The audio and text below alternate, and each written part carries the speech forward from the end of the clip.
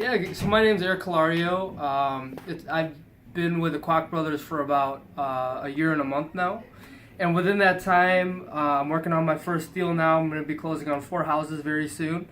And also, I've been able to raise over $1 million within, what the Kwak Brothers have taught me and what I've learned through their guidance.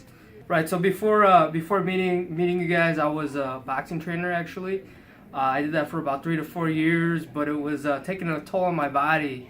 Holding mitts for people, my shoulders were going out a little bit. So I needed something that provided me passive income. So that's why I tried to seek out the most successful real estate investors I knew within the area, which were the Kwak Brothers, and the rest is history after that. So you guys definitely got the knowledge, you got the experience. And instead of having to learn from the school of hard knocks like most people do, they can learn from your experiences, the mistakes and the benefits that you've experienced in the last couple of years. You could kind of hijack your success that way.